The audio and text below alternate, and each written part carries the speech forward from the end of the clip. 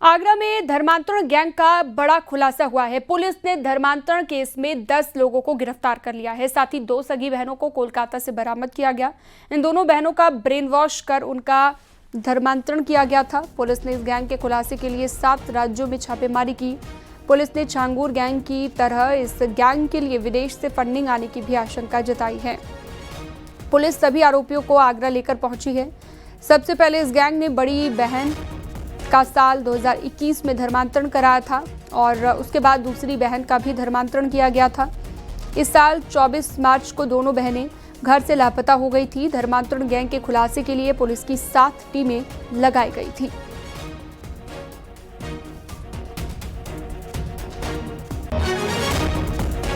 इस वर्ष में मार्च माह में आगरा के सदर बाजार थाने में 2 सगी बहनें जिनकी उम्र 33 वर्ष वो 18 वर्ष थी, जिनका नाम अमीना और जोया था। उस संबंध में सदर बाजार थाने में गुमशुदगी दर्ज कराई गई। इस प्रकरण की गंभीरता को देखते हुए उसको जो एनबीएस की धारा है 87, 111, 3, 111, 4 जो बीएनएस हमारी है भारतीय न्याय संहिता, उसकी इन 3 धाराओं में और 3/5 उत्तर प्रदेश विधि विरुद्ध धर्म संपरिवर्तन प्रतिषेध अधिनियम 2021 जो बनाया गया धर्म परिवर्तन के लिए, इसके अंतर्गत मुकदमा रजिस्टर्ड किया गया सदर बाजार थाने में।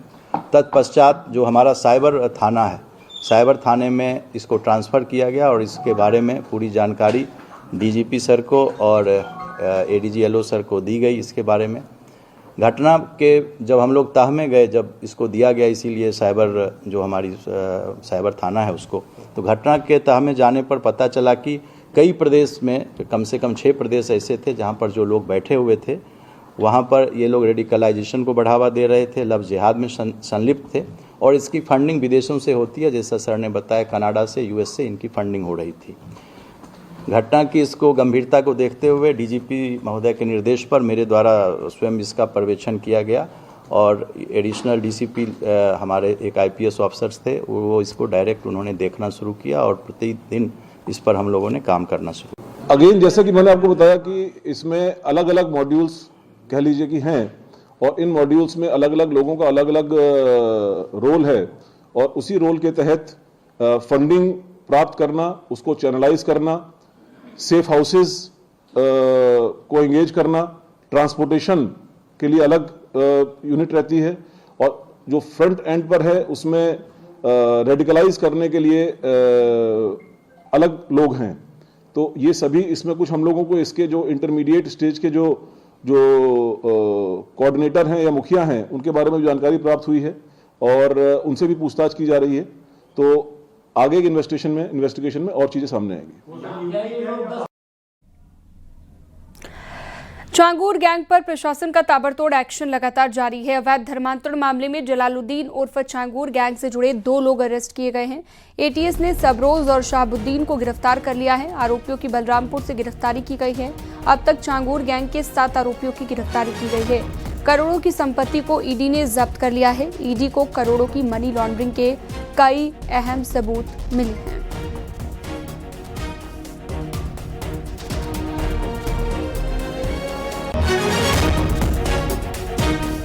और अगली खबर मेरठ से है। धर्मांतरण के मास्टरमाइंड छांगूर के गुर्गे जिम ट्रेनर बदर सिद्दीकी एक बड़ा चेहरा बनकर सामने आया है, जिस पर हिंदू लड़कियों को प्रेम जाल में फंसाकर धर्मांतरण और खाड़ी देशों में भेजने का आरोप है। प्रीति त्यागी के लापता होने के बाद अब एक और नाम चर्चा में है और ये नाम है आशा नेगी का।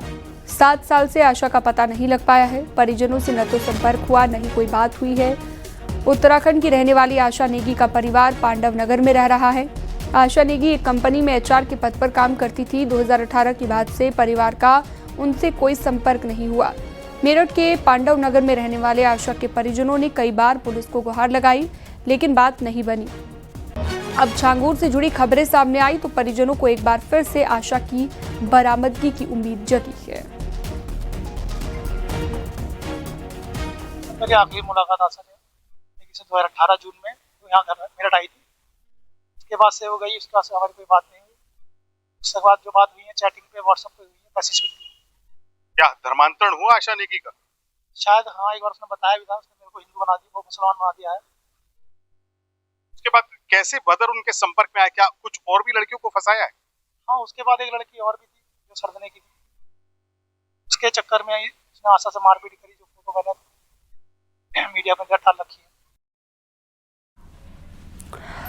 और अलीगढ़ से अगली खबर, एएमयू में तिलक पर विवाद हुआ है। कर्मचारी नेता आशीष शर्मा का आरोप लगा है। एएमयू में तिलक पर टिप्पणी का आरोप लगा है। प्रमोशन में पक्षपात, तिलक पर आपत्ति, शिकायत लेकर वीसी के पास जाएंगे आशीष शर्मा। तो अलीगढ़ की ये खबर जहां पर एएमयू में तिलक पर टिप्पणी का आरोप है। कहने का मतलब है किसी तरीके से मेरा जो धर्म है उसके खिलाफ जाना, मेरे टीका के खिलाफ जाना, हम लोगों के बारे में ओछी बातें करना, जबकि मैं कि जितने भी धरना प्रदर्शन हो सबको साथ लेके चलने वाला व्यक्ति हूँ। मैंने कभी किसी धर्म मजहब को नहीं माना, सबको माना। लेकिन यूनिवर्सिटी के अंदर और भी लोग हैं, सब बढ़िया हैं, लेकिन यही गलत है। और मेरे साथ ऐसी धमकी भरी बातें, ये कर दूंगा वो करूंगा, तुम इतने पावर में हो। तो वो अगर आप उसको कोई इशू बनाना चाहते हो, कोई भी बना सकता है। एलिगेशन उनका जो है उसमें क्या चाहिए? इसकी देखी जाएगी क्या किनका है कंप्लेंट। तो इंक्वायरी होगी क्या? कोई जांच कमेटी? अरे वो क्या प्रॉब्लम है वो तय तक तो आया। आप तो अब ये फैशन हो गया है कि आपको मुझसे दिक्कत है, आप मेरे पास नहीं आएंगे, आप सबसे पहले प्रेस में जाएंगे। ये कोई सोल्यूशन, कोई कंप्लेंट नहीं की उन्होंने, ये मतलब कोई सोल्यूशन नहीं है। इटावा में कुछ दिन पहले कथावाचकों से बदसलूकी का एक मामला सुर्खियों में आया था और इस केस में अब नया अपडेट आ गया है। जाति छिपाने और फर्जी आधार कार्ड बनवाने के आरोप में कथावाचक मुकुट मणि यादव और उनके सहयोगी संतराम यादव के खिलाफ गिरफ्तारी वारंट जारी हुआ है। कथावाचक के पास से 2 आधार कार्ड मिले थे जिनमें अलग अलग नाम थे और इस वजह से पुलिस ने उन पर धोखाधड़ी का मामला दर्ज किया था। अग्रिम जमानत याचिका खारिज होने के बाद गिरफ्तारी वारंट जारी किया गया है। हाँ, ये इसमें जो है झांसी से आए थे विवेचक, जेपी पाल नाम है उनका। तो उन्होंने जो है कथावाचकों के जो पते दिए गए होंगे, उनको जो जानकारी रही होगी, उनके यहाँ उन्होंने दबिश दी थी और 4-5 बार दबिश दिया गया था। दबिश में उनके दस्तयाब नहीं हुए थे। तो फिर विवेचक द्वारा माननीय न्यायालय ACGM 4 इटावा के यहाँ उनके विरुद्ध जो है गैर जमानती अधिपत्र जारी करने के लिए प्रार्थना पत्र दिया गया था, जिसे अभियोजन द्वारा सबमिट किया गया था। तो माननीय न्यायालय ने कल जो है कथावाचक दोनों जो हैं उनके विरुद्ध जो है गैर जमानती अधिपत्र जारी कर दिया है। संभल में चौधरी सराय की फूलवाली मस्जिद पर चौड़ीकरण अभियान के तहत कार्रवाई की गई है और प्रशासन ने सड़क चौड़ीकरण में बाधा बन रही मस्जिद को सड़क से 6 फीट पीछे हटाने के लिए नोटिस जारी किया था, जिसके बाद मस्जिद कमेटी ने खुद आगे बढ़कर अवैध धर्मांतरण को हटाने की प्रक्रिया शुरू कर दी है। आपको बता दें, बहजोई रोड चौधरी सराय मोहल्ला में फूल वाली मस्जिद है, जिसको लेकर तहसील प्रशासन ने पिछले दिनों सड़क चौड़ीकरण में बाधा बनने पर नोटिस दिया था, जिसके बाद मस्जिद कमेटी ने मजदूरों को लगाकर मस्जिद के आगे के हिस्से को हथौड़ों से तुड़वाना शुरू कर दिया ताकि रास्ते में आ रही बाधाओं को हटाया जा सके। मोहल्ला चौधरी सराय चारा मंडी, ये अपने हाथ से तोड़ रहे हैं, क्या मामला है? अपने हाथ से इसलिए तोड़ना साहब, ये रोड है ना चौड़ा हो रहा है तो इसलिए निशान लगा गए थे, तो बोले आप इसको अपने तोड़ लेना। कौन लगा? कोई नोटिस वेटिस तो हमारे पास आया नहीं था। निशान साहब जो नाप रहे थे सड़क, उन्हीं लोगों ने निशान लगा के रहे थे सब लोगों, और अब 4-5 दिन से कोई नहीं कोई आ ही रहा था, बोले आप इसको तोड़ो। परसों तहसीलदार साहब आए, उन्होंने हमसे कहा, बोले आप क्या कहते हैं इसे तोड़वाओ। चित्रकूट में बाढ़ और बारिश के मौसम में सड़कों के धंसने का सिलसिला भी जारी है। भौरी से पहाड़ी संपर्क मार्ग की PWD के जरिए करीब 40 करोड़ की लागत से तैयारी की जा रही है और सड़क अचानक से धंस गई। सड़क धंसने के बाद बालू से लदा हुआ एक ट्रक भी अनियंत्रित होकर पलट गया। ट्रक ड्राइवर और क्लीनर ने कूदकर अपनी जान बचाई है। भरतपुर से लोड करके गाड़ी तो इधर जा रहे प्रतापगढ़, तो रोड दिखी हमको सही, और बगल में गाड़ी खड़ी थी, मैं पास ले रहा था तो उसी में रोड फट गई थी। क्या पलट गई थी गाड़ी? जी, हमारी गाड़ी पलट गई थी। कैसे बचे फिर आप लोग? नुकसान हमारा केबिन चला गया है, हमारा एक केबिन चला गया है। तो आप लोग कैसे बचे? तो हम लोग कूद गए थे। से पहाड़ी होते हुए बांधा जाता है हाईवे, नेशनल हाईवे है ये, और ये बरसात में जो है ये धंस गया है, तो इससे ट्रक जो है पलट गया है और रोड कमज़ोर होने की वजह से धंस रही है। बरसात का पानी भी था, बगल में नाला भी है, इस वजह से ये घटना हो, आए दिन ये गंभीर घटनाएं होती रहती हैं ये। और ये जो है अभी बनी है, अभी पहले जब बनी है तब फट गई है एक बार, फिर दोबारा पुनः फिर फट गई अभी। तो आज क्या स्थिति है? आज ये है कि इसमें अच्छा माल नहीं डाला गया, इसलिए जो है टेम्परेरी काम करके इसको मूंद ढांक दिए हैं। चित्रकूट में बाढ़ और बारिश ने कहर बरपाया है। इस दोहरी मार के कारण अब तक 18 लोगों की मौत हो चुकी है। शिवरामपुर के पड़ोई नाला में बने हुए चेक डैम में मछली पकड़ने गए 2 बच्चों की पानी के तेज बहाव के कारण दर्दनाक मौत हो गई। प्रशासन ने अब तक 11 लोगों को दैवीय आपदा राहत कोष में 4-4 लाख की आर्थिक मदद दी है। अभी तक जो जनहानि की सूचना है कुल 18 की जो सूचना है, और पिछले जो 24 घंटे में बारिश हुई थी अभी हाल में, उसमें कुल 10 लोगों की मरने की सूचना है जनहानि की, और इनमें से हमने 11 का भुगतान कर दिया है। एक प्रकरण है जो हाथरस से संबंधित है, वहाँ के एडीएम से पत्राचार किया गया वहाँ जिला प्रशासन से, और 6 की जो है भुगतान की प्रक्रिया में है। कृष्णम ने समाजवादी पार्टी पर निशाना साधा। उन्होंने एक्स पर लिखा, डॉक्टर राम मनोहर लोहिया ने जातिवाद के खिलाफ समाजवाद का उद्घोष किया था, लेकिन समाजवादी पार्टी का तथाकथित समाजवाद सामाजिक समरसता के ताने बाने को छिन्न भिन्न करने का काम कर रहा है।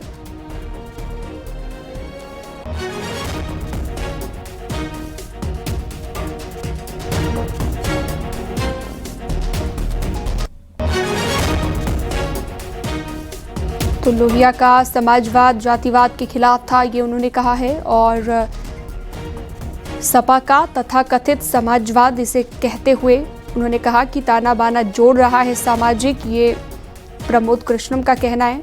आचार्य प्रमोद कृष्णम ने समाजवादी पार्टी पर निशाना साधते हुए ये बात कही है। स्वच्छता सर्वेक्षण 2025 में नोएडा को गोल्डन लीग अवार्ड मिलने के बाद नोएडा अथॉरिटी के अधिकारियों ने सीएम योगी से मुलाकात की है। दिल्ली में नोएडा अथॉरिटी के एसीईओ ने मुख्यमंत्री योगी से मुलाकात की। सीएम योगी आदित्यनाथ ने स्वच्छता के लिए किए गए कार्यों की तारीफ की। आपको बता दें, पिछले दिनों नोएडा में गोल्डन लीग अवार्ड से राष्ट्रपति ने सम्मानित किया था। नोएडा यूपी का एकमात्र शहर है जिसे गोल्डन लीग अवार्ड से सम्मानित किया गया है।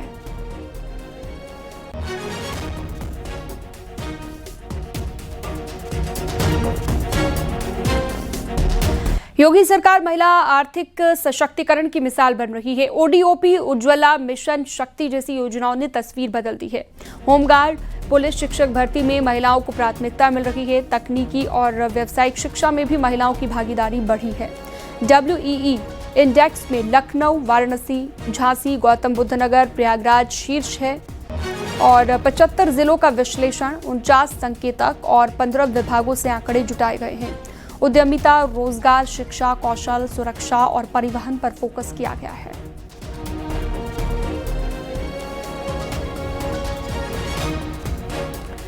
सीएम योगी आदित्यनाथ ने आंधी, बारिश, ओलावृष्टि, वज्रपात को लेकर अधिकारियों को पूरी मुस्तैदी से राहत कार्य चलाने के निर्देश दिए हैं। सीएम योगी ने कहा है कि अधिकारी प्रभावित इलाके में जाकर सर्वे करें और राहत कार्यों पर नजर रखें। इसके अलावा घायलों का समुचित उपचार कराया जाए और आपदा प्रभावितों को तत्काल राहत राशि का वितरण करें। जल जमाव होने पर जल निकासी की व्यवस्था कराई जाए।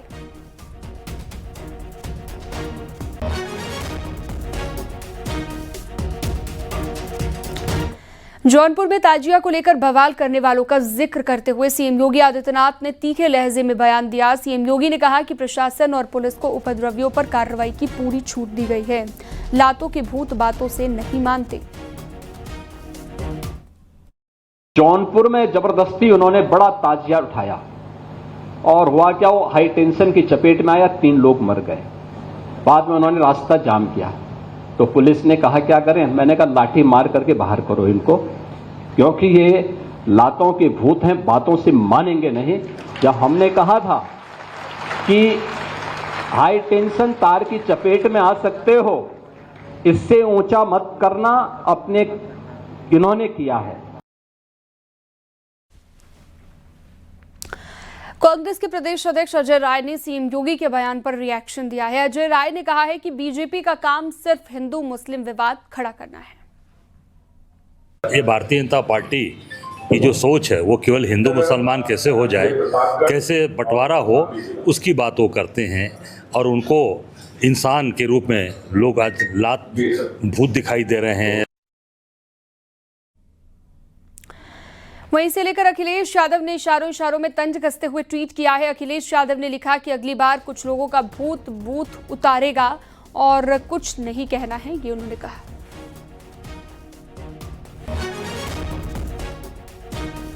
वहीं बीजेपी के प्रदेश अध्यक्ष भूपेंद्र चौधरी ने समाजवादी पार्टी पर निशाना साधते हुए कहा कि पहले की सरकारों में कांवड़ यात्रा में बाधा डाली जाती थी और अब ऐसा नहीं होता। जहां तक कांवड़ यात्रा का विषय है, कांवड़ यात्रा करोड़ों लोगों की आस्था से जुड़ा विषय है और हमारी सरकार ने उस भावनाओं को, आस्थाओं को ध्यान में रखते हुए कांवड़ यात्रा सुरक्षित बगैर किसी विवाद के संपन्न हो, इसके लिए सरकार ने समूची व्यवस्था की।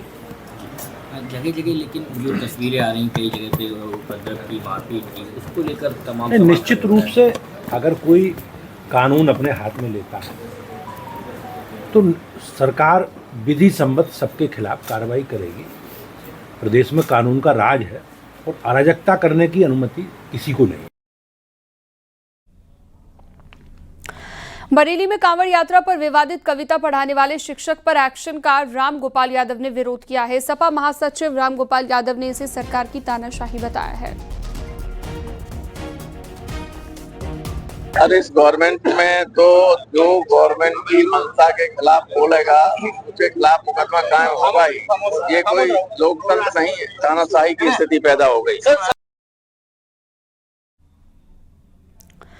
वाराणसी के रुद्राक्ष कन्वेंशन सेंटर में विकसित भारत के लिए नशा मुक्त युवा शिखर सम्मेलन का आयोजन हुआ है। इस सम्मेलन का मुख्य उद्देश्य युवाओं को नशा मुक्त करने के लिए रोड मैप तैयार करना है, जिस आधार पर मोदी सरकार एक बड़ा अभियान शुरू करेगी जो कि युवाओं को नशे की लत से बचने के लिए सार्थक भूमिका निभाएगा।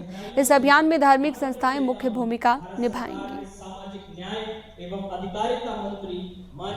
मोदी जी के नेतृत्व में एक सामूहिक अभियान हो, जन भागीदारी युक्त अभियान हो, जिसमें सरकार, स्पिरिचुअल ऑर्गेनाइजेशन, समाज सेवी संस्थाएं, समाज के अग्रणी लोग, देश के युवा, सब लोग साथ में मिलके एक बहुत बड़ा अभियान के रूप में विकसित भारत नशा मुक्त अभियान हमें चलाना है।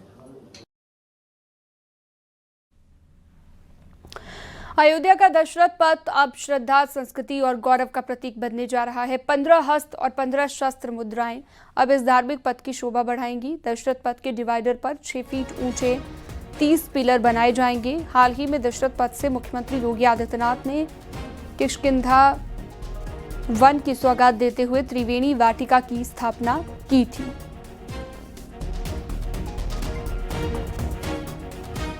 दशरथ समाधि स्थल को जाने वाली जो AB बंधा रोड है उसका निर्माण PWD द्वारा कराया जा रहा है। उसमें प्राधिकरण द्वारा ब्यूटिफिकेशन का काम टेकअप किया गया है, जिसके अंतर्गत वहाँ पे जो हमारी विभिन्न मुद्राएं हैं और विभिन्न शस्त्र पकड़ने के तरीके हैं उनको चित्रण हम लोग कर रहे हैं और इससे अयोध्या आने वाले श्रद्धालुओं को और पर्यटकों को एक अच्छा अवसर मिलेगा इन सब चीज़ों का अनुभव करने का। सावन के पावन महीने में मुजफ्फरनगर में 2 बहन भाई अनोखी कांवड़ यात्रा पर निकले हैं। हरिद्वार से गंगा जल लेकर गाजियाबाद तक स्केटिंग करके अपनी कांवड़ यात्रा पूरी कर रहे हैं। दोनों बच्चों की मन्नत है स्केटिंग कर धार्मिक स्थलों की यात्रा करने का वर्ल्ड रिकॉर्ड बनाया जाए।